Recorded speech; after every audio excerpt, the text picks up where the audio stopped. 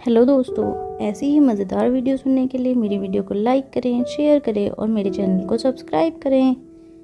अनिका ने जब ये बात कही थी तब वो गहरी सोच में डूबी हुई नज़र आ रही थी। अनिका के चेहरे के एक्सप्रेशंस देखकर रिया हैरान होकर पीछे बैठी अपनी दादी माँ की ओर देखने लगी। अलेक्जेंडर और आर्यन भी अच्छी तरह से जानते थे कि जिस वक्त मारवा हाउस की टेरेस गार्डन में गरुण आया था, उस वक्त अनिका गरुण की आंखों में बड़े ही ध्यान से देख रही थी। आयशा और तीनों बच्चों ने देखा था कि गरुण और अनिका आंखों ही आंखों में एक दूसरे से कुछ कम्युनिकेट करने की कोशिश कर रहे थे। अचानक जब रिया ने अपने दोस्तों की बात कही तब कार चला रही अनिका ने अचानक ही कह दिया कि इंसान चाहे तो जानवरों के साथ साइन लैंग्वेज में बात कर सकता है। क्या इसका मतलब ये था कि वो गरुण भी अनिका को कोई मैसेज देने आया था? अचानक दिल्ली में इस तरह से गरुण का घर में पहुंचना इत्तेफाक नहीं माना जा सकता था। आयशा भी गरुण को इस तरह घर में देखकर काफ़ी हैरान हुई थी, मगर अब अनिका की बात सुनकर आयशा को कहीं ना कहीं लगने लगा था कि क्या अनिका को उस गरुण से कोई मैसेज मिला था। जब अनिका ने यह बात कही तब आयशा ने धीमी आवाज़ में अनिका से पूछा, क्या तुम इस तरह जानवर और पशु पक्षियों की साइन लैंग्वेज समझ सकती हो? अनिका मन ही मन कुछ सोचने लगी। अनिका का ध्यान पूरी तरह से ड्राइविंग पर था, मगर अनिका मन ही मन ये सोच रही थी कि जहां अनिका इस वक्त खुद का नाम भी नहीं जानती थी, उसे जानवरों और पशु पक्षियों की साइन लैंग्वेज किस तरह से आती थी। आयशा की बात का जवाब देते हुए अनिका ने कहा, जी हाँ, मुझे लगता है मैं उन लोगों की भाषा समझ सकती हूँ। अनिका की यह बात सुनकर अलेक्जेंडर बैक सीट से कुछ आगे की तरफ आया और अपना सर ड्राइविंग सीट के पास ले जाते हुए अनिका से पूछने लगा, मम्मा, उस दिन जो गरुण हमारे घर पर आया था, क्या वो गरुण आपसे कुछ बात करना चाहता था? क्या आपको वो कोई सिग्नल या मैसेज देने आया था? गहरी सोच में डूबी हुई अनिका ने मन ही मन कुछ देर सोचने के बाद कहा, हाँ, मुझे ऐसा ही लगता है जैसे वो मुझे कोई मैसेज देने आया था। अनिका की ये बात सुनकर कार में बैठे सभी लोग हैरान हो गए। रिया ने अटकती हुई और घबराई हुई आवाज़ में अनिका से पूछा, मम्मा, वो क्या बताने आया था आपको? रिया का सवाल सुनने के बाद अनिका काफ़ी देर तक खामोश रही। कार में बैठे सभी लोग अनिका का जवाब सुनने चाहते थे। आर्यन भी बड़े ही ध्यान से अपनी मम्मा को देख रहा था। हालांकि आर्यन बाकी बच्चों के मुकाबले पढ़ाई में काफ़ी ज़्यादा तेज़ था, मगर आर्यन भी इस बात को अच्छी तरह से जानता था कि चाहे इंसान जानवरों के साथ कम्युनिकेट कर सके, मगर जानवरों की भाषा समझ पाना और उनसे सिग्नल समझ पाना इंसानों के बस की बात नहीं थी। मगर कार में बैठे तीनों बच्चे अपनी माँ को अच्छी तरह से जानते थे। अनिका आम इंसानों से काफ़ी ज़्यादा अलग थी। जहाँ रिया ने अपनी मम्मा को सुपर वुमेन का खिताब दिया था, वहीं अलेक्जेंडर और आर्यन दोनों जानते थे कि चाहे अनिका के अंदर जादुई शक्तियाँ ना हो, मगर अनिका का दिमाग दुनिया के सबसे तेज़ दिमाग में से एक था। कुछ ऐसी चीज़ें थी जो आम लोग महसूस नहीं कर पाते थे, मगर अनिका आसानी से महसूस कर पाती थी। और हो सकता है कि जानवरों की साइन लैंग्वेज समझना, उनसे कम्युनिकेट कर पाना भी अनिका की एक खूबी हो। अपनी मम्मा को गहरी सोच में डूबा हुआ देखकर नन्ही सी रिया ने अपना सवाल दोहराते हुए पूछा, मम्मा बताइए ना, वो गरुण आपको क्या बोलने आया था? क्या आप उस गरुण को जानती हैं? रिया का यह सवाल सुनने के बाद अनिका अचानक कार चलाते हुए रिया की ओर देखने लगी। हालांकि अनिका ने कार की स्टीयरिंग पूरी तरह से कंट्रोल बनाकर रखा था, मगर अनिका के चेहरे पर हैरानी साफ नजर आ रही थी। कुछ देर तक मन ही मन कुछ सोचने के बाद अनिका ने जवाब देते हुए कहा, मैं ये ठीक तरह से नहीं जानती कि वो क्या कहने आया था मुझे, और मैं तो ये भी नहीं जानती कि याददाश्त खोने से पहले मैं पशु पक्षियों और जानवरों की बातें समझ पाती थी या नहीं। मगर जब मैंने उस गरुण की आंखों में देखा तब मुझे इस बात का एहसास हुआ कि वो गरुण मुझसे कुछ कहना चाहता था। ऐसा लग रहा था जैसे किसी ने उसे खास मेरे लिए भेजा था ताकि वो मुझ तक कोई मैसेज पहुंचा सके। अनिका की बात सुनकर आयशा के चेहरे पर हैरानी बढ़ती जा रही थी। आयशा की समझ में नहीं आ रहा था कि आखिर अनिका के साथ हुआ क्या था। अनिका कुल 10 से 12 दिनों के लिए गायब रही थी। उन 12 दिनों में अनिका के साथ क्या हुआ था, उसे किसने किडनैप किया था और अचानक उसकी याददाश्त कैसे खो गई थी, ये बात कोई नहीं जानता था। मगर आयशा जरूर जानती थी कि इतने सालों में अनिका ने कभी भी जानवरों और पशु पक्षियों के साथ कम्युनिकेशन स्किल के बारे में कभी कुछ नहीं कहा था, और ना ही इतने सालों में ऐसा कोई हादसा हुआ था कि अनिका की इस पावर के बारे में किसी को पता चल सके। अनिका की ज़्यादातर शक्तियों के बारे में सभी को पता था। फिर ये कैसे हो सकता था कि इतने सालों में अनिका की ये शक्ति कभी किसी के सामने नहीं आई थी?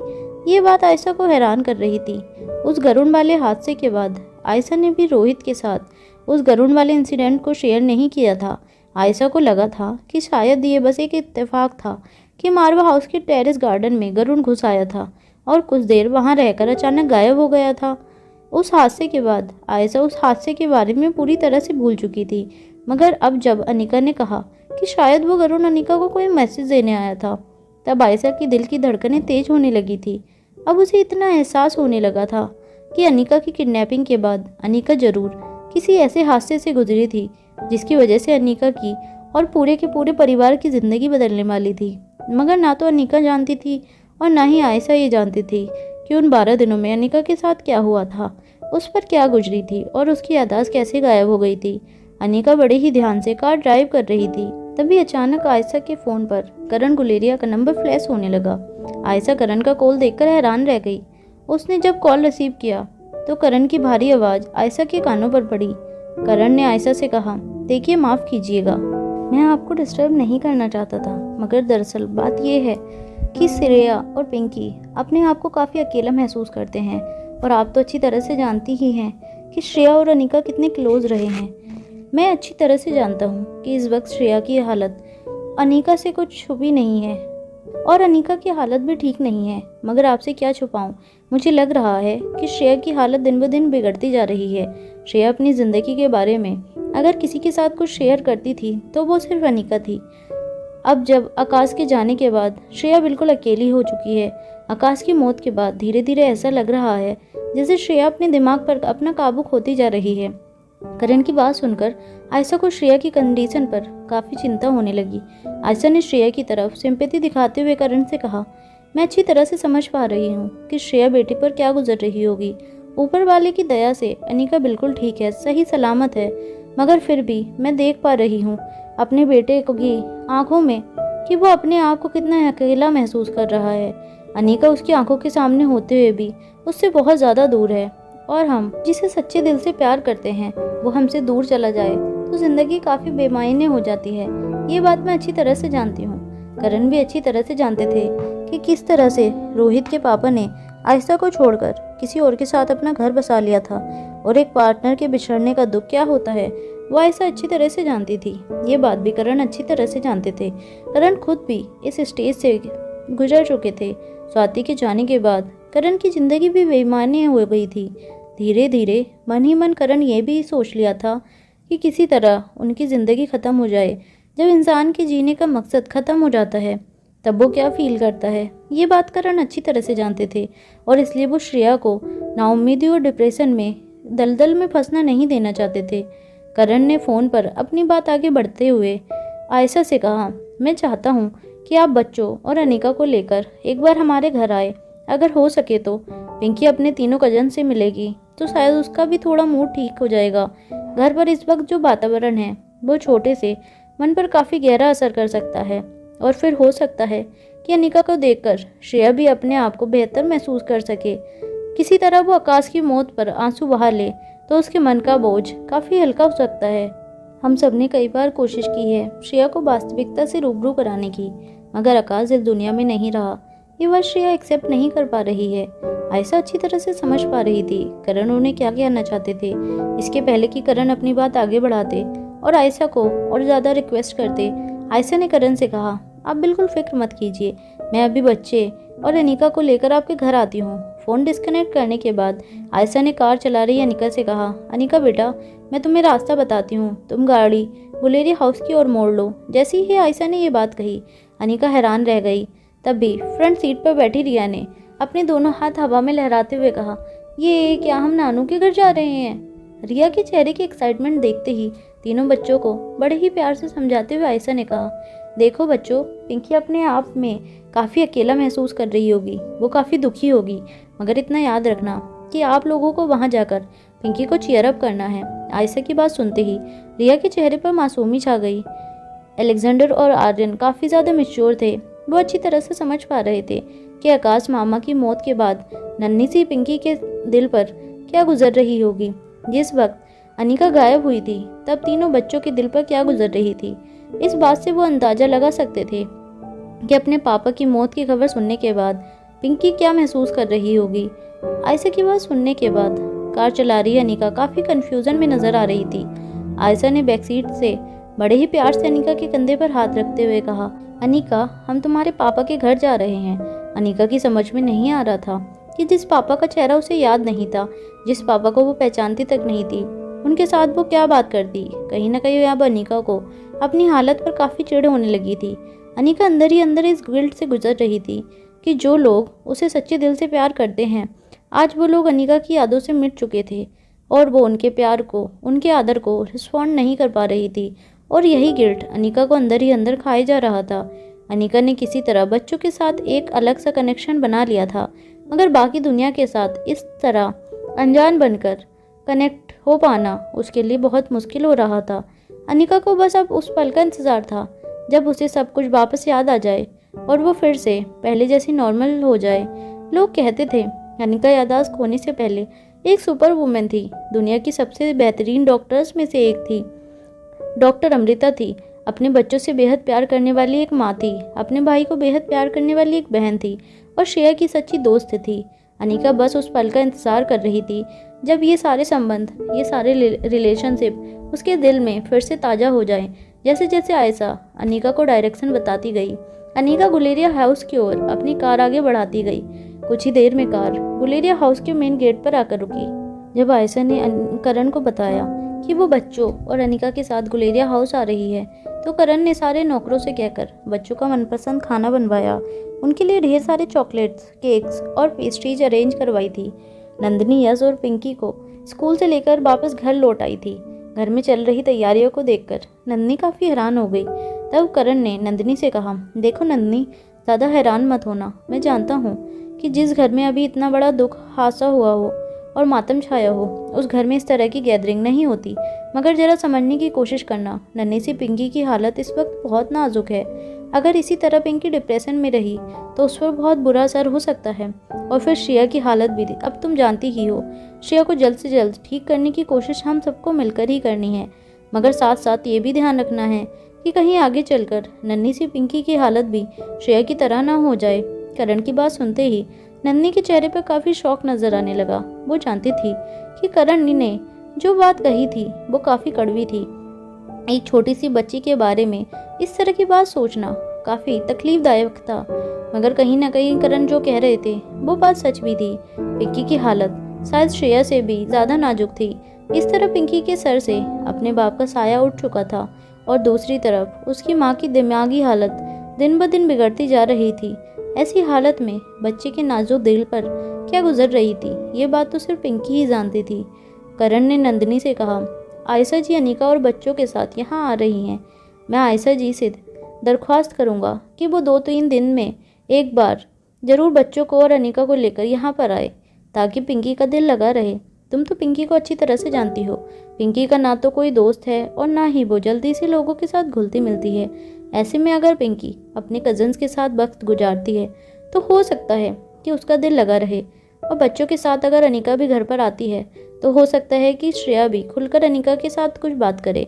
भले ही मैं अच्छी तरह से जानता हूँ कि अनिका इस वक्त श्रेया की बातें समझ सकने की पोजीशन में नहीं है, मगर कम से कम श्रेया को अनिका का चेहरा देखकर इस बात की तो तसल्ली हो कि वो अपने विचार किसी के साथ शेयर कर सकती है।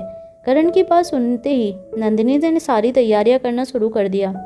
नंदिनी ने अपने बेटे यश को भी समझाया था कि उसे किसी तरह पिंकी के साथ अब पेश आना है। एक बड़े भाई होने के नाते उसे भी पिंकी को ऐसे डिप्रेसिंग वातावरण में चीयर अप करना है। मगर यश का स्वभाव और पिंकी का स्वभाव बिल्कुल विपरीत था। यश जो शैतानियां करके पिंकी को हंसाने की कोशिश कर रहा था, पिंकी को वो सारी बातें बिल्कुल पसंद नहीं थी।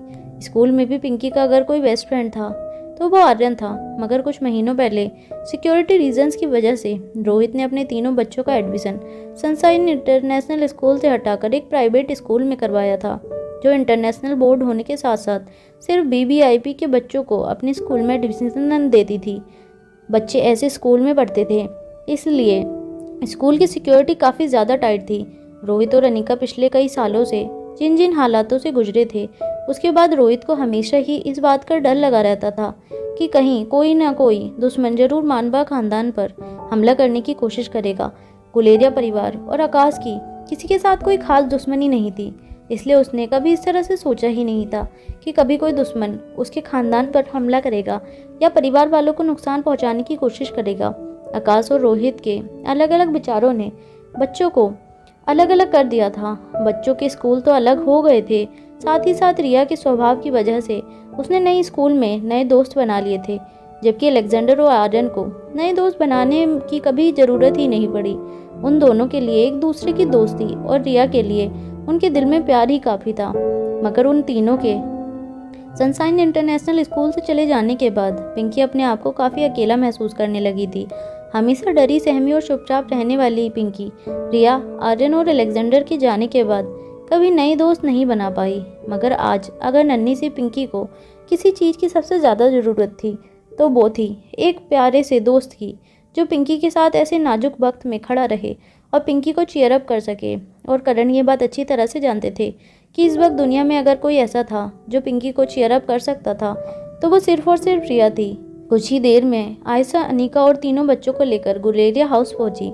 आयशा ने तीनों बच्चों को अच्छी तरह से समझा दिया था कि मामा के घर जाने के बाद उन तीनों बच्चों को किस तरह अपने इमोशंस को कंट्रोल करना है और पिंकी के मूड को कैसे ठीक करना है। इसलिए गुलेरिया हाउस में दाखिल होते ही रिया ने अपने दोनों हाथ हवा में लहराते हुए कहा, नानू नानू कहाँ हैं आप? पिंकी कहाँ हो तुम? देखो तुम लोगों से मिलने आई हूँ। रिया की खिलखिलाहट ने अचानक इतने दिनों बाद गुलेरिया हाउस में एक चहल पहल मचा दी थी। आकाश के जाने के बाद पूरा गुलेरिया हाउस जैसे एक मातम के मैदान में बदल गया था। घर के हर सदस्य की नजरें झुकी हुई थी, यहाँ तक कि घर के नौकर भी मायूसी भरे चेहरे के साथ घर में घूमते हुए नजर आते थे। अचानक रिया की खिलखिलाहट ने पूरे घर को जैसे अचानक जगा दिया था।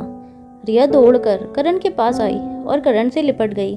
करण ने भी प्यार से रिया के माथे पर हाथ फेरते हुए कहा, अरे भाई, कुछ महीनों पहले तक तुम इस तरह दौड़ के आती थी तो तुम्हारे नानू तुम्हें अपनी गोद में उठा लिया करते थे, मगर अब क्या है ना कि तुम बड़ी हो गई हो और तुम्हारे नानू बूढ़े हो रहे हैं, इसलिए नानू के पास अब वो ताकत नहीं रही कि वो तुम्हें उठा सके। करण की बात सुनते ही रिया ने मुस्कुराते हुए कहा, नानू डोंट वरी, अभी कुछ दिनों बाद आप ना अलेक्जेंडर मम्मा की तरह एक बड़ा डॉक्टर बन जाएगा। उसके बाद वो आपको ऐसी दवाई देगा, ऐसे इंजेक्शन देगा कि आप फिर से 25 साल के हो जाओगे। रिया की ऐसी बातें सुनकर घर के नौकर भी मुस्कुराने लगे थे। करण के चेहरे पर काफ़ी दिनों बाद मुस्कुराहट नजर आई थी। अलेक्जेंडर और आर्यन बड़े ही प्यार से करण के पास गए और उनके पांव छूते हुए कहा, नमस्ते नानू, हाउ आर यू? हालांकि अलेक्जेंडर और आर्यन की उम्र रिया की उम्र जितनी ही थी, मगर अभी से दोनों का बर्ताव बिल्कुल मैच्योर था, जैसे कि वो कॉलेज की पढ़ाई पूरी कर चुके हों और अपना अपना बिजनेस संभाल रहे हों। कुछ देर बाद नंदिनी पिंकी को लेकर नीचे आई। पिंकी को देखते ही रिया ने पूरा माहौल बदल दिया। पिंकी की तरफ दौड़कर रिया ने अपने दोनों हाथ हवा में लहराए और पिंकी को अपने गले से लगा लिया और पिंकी से कहा, पिंकी, तुम जानती हो मैं कितना बोर हो जाती हूँ। मेरे दोनों भाई पूरा दिन पढ़ाई करते रहते हैं और दिन भर मुझे भी कहते रहते हैं कि मुझे पढ़ाई करनी चाहिए, ये करना चाहिए, वो करना चाहिए। मैं तुम्हें बहुत मिस कर रही थी पिंकी। अब तो हमारी स्कूल भी बदल गई है। क्या तुम जानती हो, नई स्कूल में तुम्हारे जैसा कोई दोस्त मैं बना ही नहीं पाई। पिंकी का चेहरा काफ़ी उतरा हुआ लग रहा था। पिंकी के चेहरे से साफ पता चल रहा था कि वो कितने नाजुक मोड़ से गुजर रही थी। एक छोटी सी बच्ची के चेहरे की रौनक पूरी तरह से उतर चुकी थी।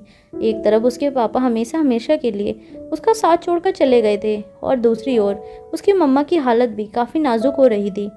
मगर रिया ने पूरी की पूरी सिचुएशन को लाइट करने के लिए पिंकी का हाथ पकड़कर कहा, अरे चलो, नई स्कूल की ढेर सारी बातें करनी है मुझे तुमसे, और ये मेरे दोनों भाई जो मुझसे पूरा दिन नज़र कैद करते रहते हैं, मुझे कुछ टाइम के लिए उनसे भी छुटकारा मिल जाएगा। हालांकि अलेक्जेंडर और आर्यन दोनों ही यह बात अच्छी तरह से जानते थे कि रिया पिंकी का मूड ठीक करने के लिए सब कुछ कह रही थी, मगर पिंकी के सामने बार बार अपनी हो रही बेइज्जती भी उनसे बर्दाश्त नहीं हो रही थी। इसलिए जैसे ही रिया पिंकी का हाथ पकड़कर उसे गुलेरिया हाउस में बने प्ले रूम में ले जाने लगी, तभी अलेक्जेंडर ने आवाज़ लगाते हुए कहा, अरे हम भी पिंकी के साथ खेलना चाहते हैं, हमें भी पिंकी को बहुत मिस किया है और पिंकी हमारी भी बहन है। अलेक्जेंडर की बढ़ती हुई हिम्मत देखकर आर्यन भी अपने कदम आगे बढ़ाकर कहने लगा, बिल्कुल सच कहा रहा है अलेक्जेंडर, हम भी तुम्हारे साथ खेलने चलेंगे। जैसे ही नंदिनी और सिद्धार्थ के बेटे यश ने ये पूरी बात सुनी, यश भी दौड़कर सीढ़ियों से नीचे आया और कहने लगा, अरे वाह, आज तो कितने दिनों बाद हम सब गुंडों की टोली एक साथ खेलेगी। चलो हम सब प्ले रूम में जाकर बास्केटबॉल खेलते हैं। यश उम्र में बाकी बच्चों से 1 साल बड़ा था, मगर यश की हाइट और बॉडी इतनी ज़्यादा थी कि ऐसा लगता था कि बच्चों के बीच में कम से कम 5 से 6 साल का फर्क था। यश ठीक आर्यन और अलेक्जेंडर के बीच आकर खड़ा हो गया और अपने एक एक हाथों से उन दोनों के कंधों पर रखकर कहने लगा, चलो भाई, आज हम सब बॉयज़ की टीम मिलकर इन गर्ल्स की टीम को बास्केटबॉल में हरा देंगे। यश की ऐसी बेतुकी बातों को सुनकर अलेक्जेंडर और आर्यन एक दूसरे को देखने लगे। भला बास्केटबॉल में छोटी प्यारी और मासूम लड़कियों को हराकर वो क्या प्रूव करना चाहता था। ये बात अलेक्जेंडर और आर्यन की समझ के बाहर थी। जैसे ही यश अपने कदम प्ले रूम की ओर आगे बढ़ाने लगा, रिया ने अपने दोनों हाथ अपनी कमर पर रखकर कहा, बिल्कुल नहीं, बास्केटबॉल खेलना है। ये तुमसे किसने कह दिया? अगर तुम बॉयज़ बास्केटबॉल खेलना चाहते हो तो एक काम करो, बाहर गार्डन में जाकर खेलो।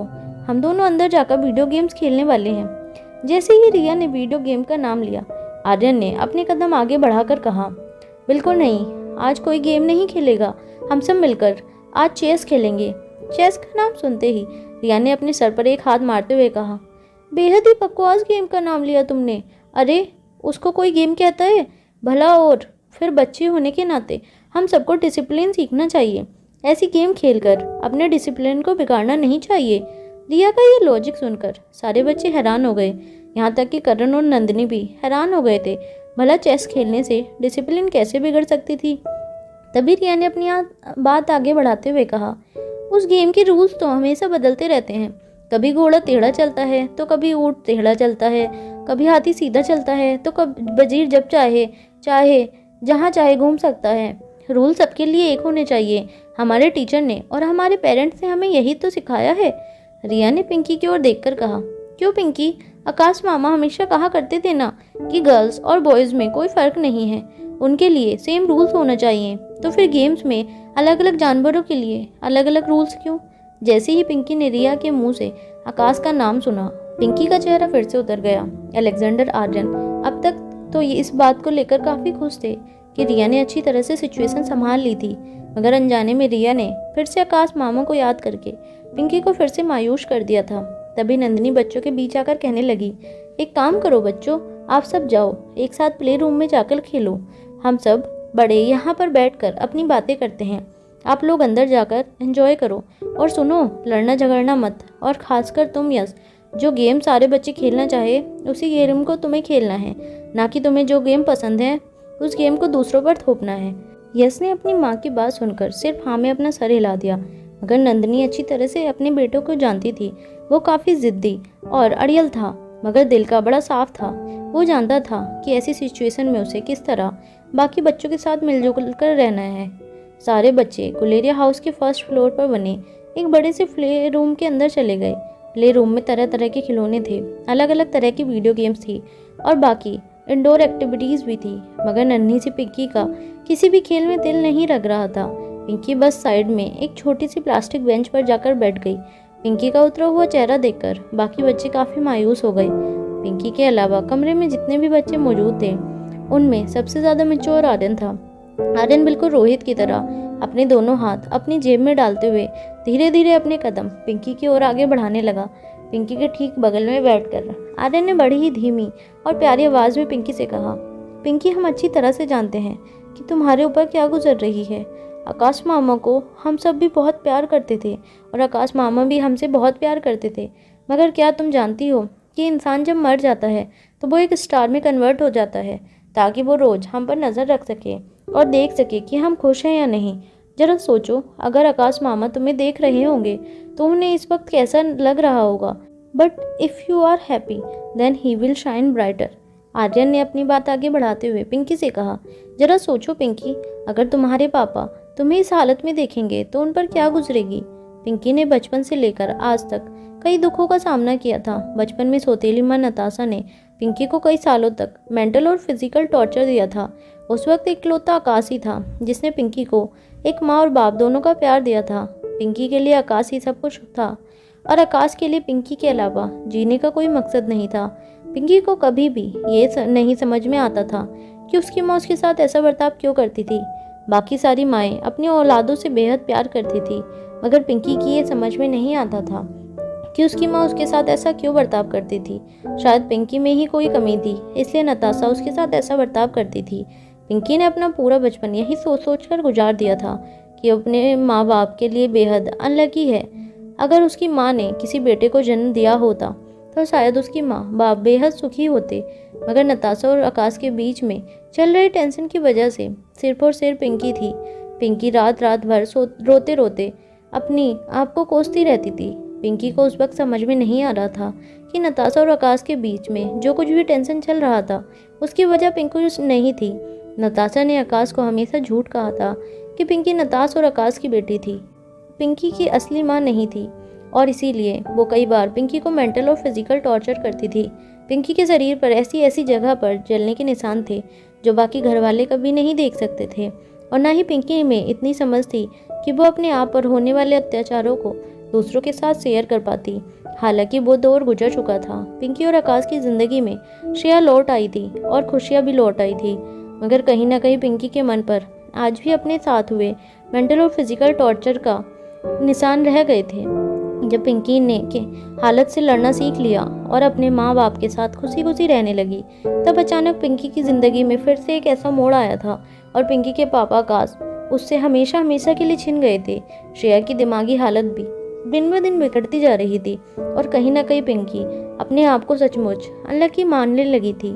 पिंकी दिल में ये सोचने लगी थी कि शायद वो ही ऐसी बदकिस्मत थी कि उसके होने की वजह से आज उसके पापा इस दुनिया में नहीं थे और उनकी मम्मा की ये हालत थी। पिंकी के चेहरे पर उदासी बढ़ते हुए देखकर सभी बच्चे एक दूसरे को देखने लगे। सभी बच्चों की आंखों में पिंकी के लिए काफ़ी सिंपैथी थी। वो जानते थे कि अब ये उनका फ़र्ज़ था कि वो किसी भी तरह से पिंकी का डिप्रेशन में जाने से रोकें। वुलेरिया हाउस के बड़े भी अच्छी तरह से जानते थे कि बच्चों के मन पर अगर कोई गहरा असर कर सकता था तो वो खुद बच्चे ही थे। अगर बड़े बच्चों को लाख समझाने की कोशिश करें तब भी कुछ बातें ऐसी थी जो सिर्फ एक बच्चा ही दूसरे बच्चों को समझा सकता था। और अपनी जिम्मेदारियों को अच्छी तरह से समझते हुए आर्यन और अलेक्जेंडर ने एक दूसरे की ओर देखा।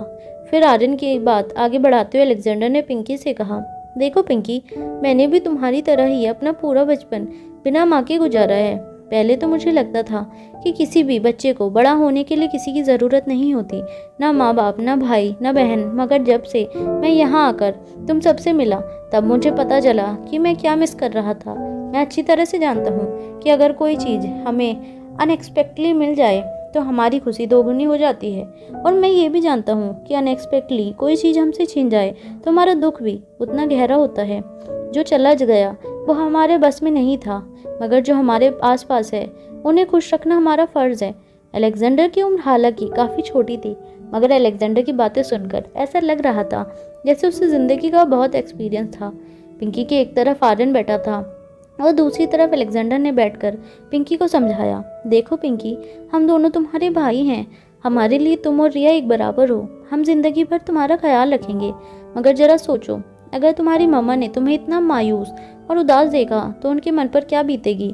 वो पहले से ही बहुत ज़्यादा डिस्टर्ब होंगी, और तुम अगर इस तरह से देखोगी तो वह पूरी तरह से टूट जाएंगी। और इसलिए अब तुम्हारा ये फ़र्ज़ बनता है कि तुम अपनी मम्मा के सामने ये जताओ कि तुम मम्मा के साथ खुश हो, बजाय इसके कि तुम अपनी मम्मा के सामने अपने आप को दुखी दिखाओ और तुम्हारी मम्मा को लगे कि तुम्हारी मम्मा अकेले तुम्हें खुश नहीं रख पाएंगी।